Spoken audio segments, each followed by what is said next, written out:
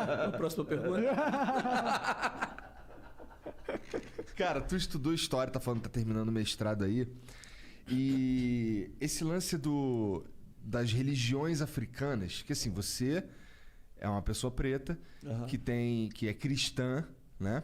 Mas que tem ciência de como é que foi o lance da supressão da religião dos caras aqui e tal. Tu chegou a mencionar que a religião dos caras era demonizada, etc. Qual que é a tua visão com essa... em relação a religiões africanas, já que a gente tá falando de pessoas pretas? Que legal. Então, eu não posso falar das religiões africanas sem me lembrar de um cristianismo colonizador. Sim. Que é oficial. Que é a religião oficial da coroa, né, do século XVI. Essa religião oficial da coroa, ela vai demonizar qualquer outra espiritualidade ou expressão religiosa que não seja que esteja em linha com o cristianismo, porque o cristianismo vai ser esse agente que vai legitimar a coroa em nome de Deus. Então o rei está abaixo do governo da igreja, que abençoa a dominação de seres humanos. Está aí. O problema está aí. Quando eu parto para falar das religiões de matriz africana, eu preciso entender que existem experiências indígenas que foram também massacradas na colonização. E por quê? Porque não eram cristãs. E por não serem cristãs, eram demonizadas. As religiões de matriz africanas, elas são demonizadas por não serem também um recorte do cristianismo, um braço do cristianismo. Então, quando eu penso nisso e faço perguntas sobre esse sagrado, eu começo a questionar o poder da igreja de querer trazer um Deus que é absolutamente hegemônico, dominador, e que a expressão dele na Terra é a igreja. Então, qualquer experiência que seja fora disso aí é coisa do demônio. Daí que vem esse olhar para as experiências religiosas africanas e afrodiaspórica e atribuir a essas expressões, porque o demônio é o Exu. O diabo é o não sei o que, é o tranca-rua. O demônio lá é o preto velho. Agora tu imagina eu com 52 anos de idade, numa igreja que tá fazendo exorcismo lá, e eu tô lá pra cantar, e eu tô lá com minha barba branca, e o cara vai lá e fala assim, ó, sai pombagira. Sai preto velho. Aí sai preto velho. Eu falei, pô, bicho, qual é, irmão? Qual é, meu parceiro? Então, assim, é complicado. Mas é isso, acho que a questão do olhar para as religiões de matriz africana preconceituoso e demonizador, ele caminha junto com uma identificação da cor do negro, que é um respaldo que você vai ter, por exemplo, a partir de Isidoro de Sevilha, por exemplo, que ele vai construir um mito, que é o mito de Cão, que é um mito bíblico, inclusive, que um dos filhos de Noé vai ser amaldiçoado.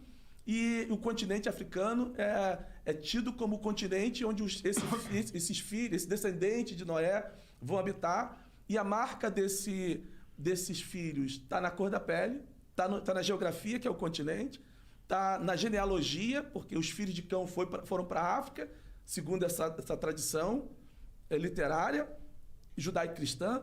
E o terceiro ponto, que vai estar dentro do cristianismo, do islamismo, do cristianismo, é a cor da pele. Então, tudo que se produz na África é maldito.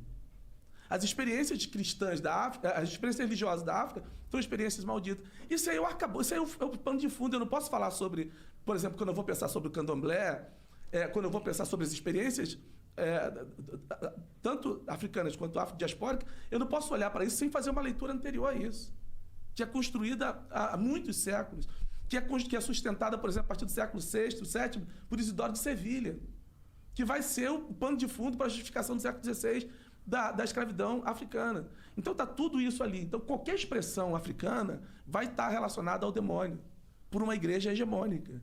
E por ser uma expressão de resistência. Porque o candomblé é uma experiência... eu gosto do Muniz Sodré quando ele fala que a experiência do candomblé é uma experiência de resistência. É a ágora diaspórica. Mas eu concordo. Eu acho que a resistência é um dos aspectos mais fortes. Que é lindo, porque o candomblé produz tudo. Não é só religião.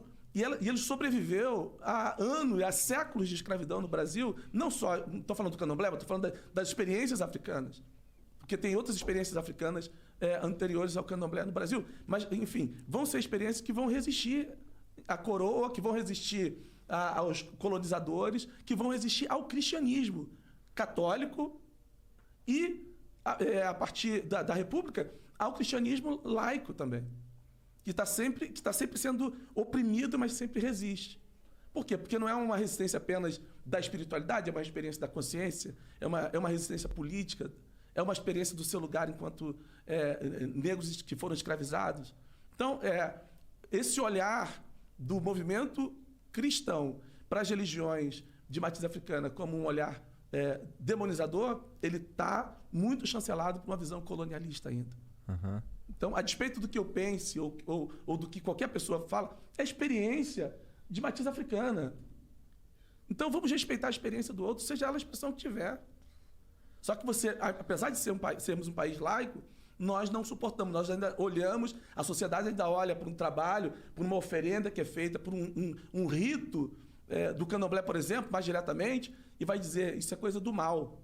Ou macumba. É macumba, chuta que é macumba, é o demônio que está ali. Mas a gente é incapaz de olhar para as nossas falas cristãs que sustentam o projeto de poder colonizador, que oprime seres humanos, que diz bandido bom é bandido morto.